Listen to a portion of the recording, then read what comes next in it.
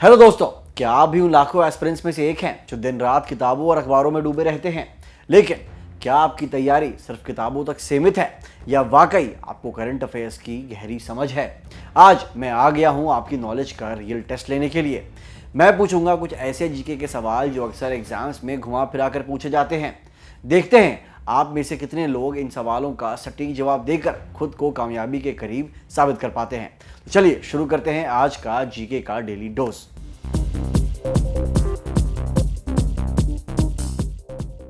दोस्तों, हमारा पहला सवाल देखते हैं कि खुरमशर 4 बैलिस्टिक मिसाइल किस देश द्वारा निर्मित की गई है या विकसित की गई है।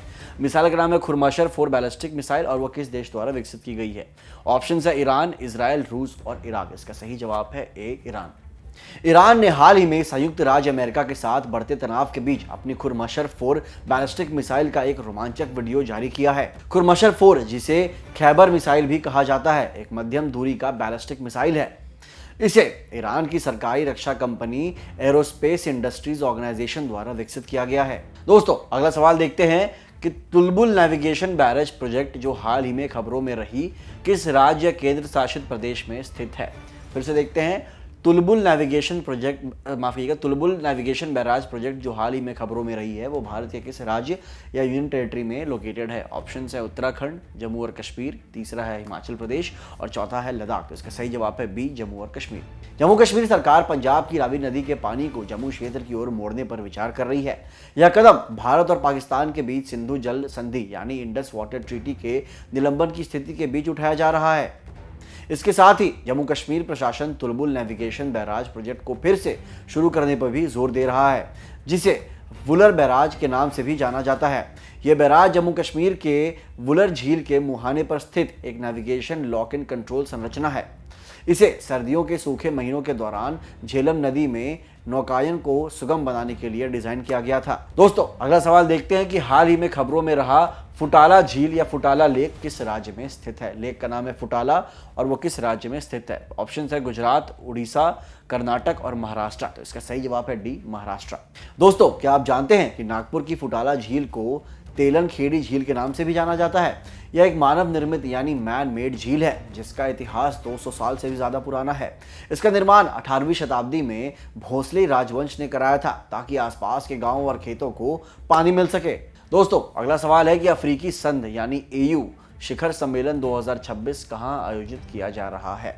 मतलब ऑस्ट्रेलियन यूनियन शिखर सम्मेलन 2026 कहां पे आयोजित किया जा रहा है। ऑप्शन है अल्जीरिया, दूसरा है बोत्सवाना, तीसरा है इथियोपिया और चौथा है नामीबिया। तो इसका सही आंसर है सी, इथियोपिया। अफ्रीकी संघ शिखर सम्मेलन 2026 का 39वां साधारण सत्र इथियोपिया के एडिस अबाबा स्थित अफ्रीका संघ मुख्यालय में आयोजित किया जा रहा है। यह शिखर सम्मेलन 14 से 15 फरवरी 2026 को आयोजित हुआ, जिसका मुख्य विषय सुरक्षा, जल और स्वच्छता प्रणालियों की सतत उपलब्धता को सुनिश्चित करना था। नेक्स्ट क्वेश्चन देखते हैं दोस्तों कि हेनले पासपोर्ट इंडेक्स 2026 में भारत की रैंक क्या है। सवाल है कि हेनले पासपोर्ट इंडेक्स जो कि पासपोर्ट को रैंक करता है, उसमें 2026 में भारत की पासपोर्ट की रैंकिंग क्या है। ऑप्शन है 65वां, 75वां, 85, 50वां या फिर 89। तो इसका सही आंसर है 75। हेनले एंड पार्टनर्स द्वारा जारी ताज़ा हेनले पासपोर्ट इंडेक्स में भारत 75वें स्थान पर रहा है, जो 2025 की 85वीं रैंक से मुकाबले 10 अंक का सुधार है।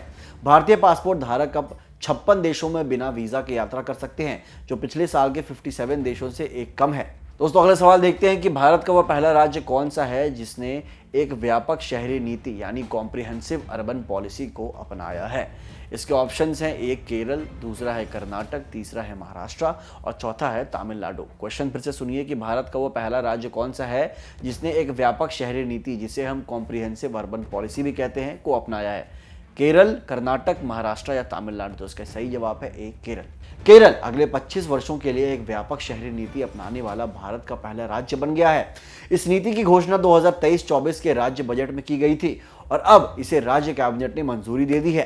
केरल शहरी नीति आयोग का गठन दिसंबर 2023 में किया गया था, जिसने मार्च 2025 में अपनी रिपोर्ट सौंपी। कोची में हुए एक वैश्विक सम्मेलन में इस रिपोर्ट पर चर्चा की गई और महत्वपूर्ण सुझावों को अंतिम नीति में शामिल किया गया। दोस्तों, नेक्स्ट क्वेश्चन ये है कि किस देश ने मार्च 2025 में आधिकारिक रूप से अंग्रेजी को अपनी राष्ट्रीय भाषा घोषित कर दिया था। ऑप्शंस हैं ऑस्ट्रेलिया, न्यूजीलैंड, भारत या अमेरिका। फिर से सुनिए, किस देश ने मार्च 2025 में आधिकारिक रूप से अंग्रेजी भाषा को अपनी आधिकारिक भाषा के रूप में स्वीकार किया था? ऑप्शन है ऑस्ट्रेलिया, न्यूजीलैंड, भारत और संयुक्त राज्य अमेरिका। तो इसका सही आंसर है डी, यूएसए। संयुक्त राज्य अमेरिका ने एक कार्यकारी आदेश के माध्यम से अंग्रेजी को राष्ट्रीय भाषा घोषित कर दिया है। इस निर्णय का उद्देश्य संचार को सुव्यवस्थित करना और राष्ट्रीय एकता को बढ़ावा देना है। संघीय एजेंसियां अब यह स्वयं चुन सकती हैं कि वे बहुभाषी सेवाएं प्रदान करना चाहती हैं या नहीं। यह आदेश देश की भाषाई विविधता को स्वीकार करता है, जहां लाखों लोग स्पेनिश, चीनी और अरबी बोलते हैं। इसके बावजूद यह आधिकारिक कार्य के लिए अंग्रेजी को प्राथमिक भाषा के रूप में उपयोग करने पर जोर देता है। फ्रेंड्स, अगला सवाल है कि गोल्डन डोम किस देश का मिसाइल रक्षा कार्यक्रम है? ध्यान से सुनिएगा, मैं आयरन डोम नहीं, मैं गोल्डन डोम बोल रहा हूं। गोल्डन डोम किस देश का मिसाइल रक्षा कार्यक्रम है? पहला है भारत, दूसरा है ईरान, तीसरा है जापान, चौथा है यूएसए। तो इसका सही जवाब है यूएसए। संयुक्त राज्य अमेरिका एक गोल्डन डोम मिसाइल रक्षा प्रणाली बनाने की योजना बना रहा है। गोल्डन डोम अमेरिका का एक मिसाइल रक्षा कार्यक्रम है। इसका उद्देश्य बैलिस्टिक, हाइपरसोनिक, क्रूज मिसाइलों और अन्य उन्नत हवाई खतरों से सुरक्षा प्रदान करना है। यह प्रणाली इजरायल की आयरन डोम मिसाइल रक्षा प्रणाली से प्रेरित है।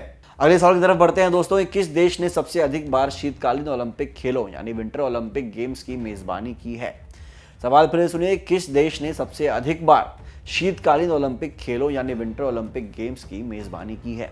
ऑप्शंस है भारत, ईरान, जापान या अमेरिका। तो इसका सही जवाब है डी, अमेरिका। संयुक्त राज्य अमेरिका ने सबसे अधिक बार शीतकालीन ओलंपिक खेलों की मेजबानी की है। शीतकालीन ओलंपिक एक प्रमुख अंतर्राष्ट्रीय बहु खेल प्रतियोगिता है जो हर 4 साल में एक बार बर्फ पर खेले जाने वाले खेलों के लिए आयोजित किया जाता है। पहले शीतकालीन ओलंपिक खेल यानी 1924 के शीतकालीन ओलंपिक फ्रांस के शैमोनिक्स में आयोजित किए गए थे। अमेरिका में इनका आयोजन अब तक 4 बार किया जा चुका है, जो 1932, 60, 80 और 2002 में है। तो ये थे आज के टॉप जीके और करंट अफेयर्स के सवाल। अब ईमानदारी से अपना टोटल स्कोर कमेंट बॉक्स में जरूर बताइए। देखते हैं आज का टॉप स्कोरर कौन रहा। अगर आपने आज कुछ नया सीखा तो इस वीडियो को लाइक करें और अपने उन दोस्तों के साथ शेयर करें जो तैयारी में जुटे हैं। याद रखिए, तैयारी वही जो हर दिन अपडेटेड रहे। मिलते हैं अगली वीडियो में कुछ और नए और धमाकेदार सवालों के साथ। तब तक के लिए कीप लर्निंग, कीप ग्रोइंग। जय हिंद।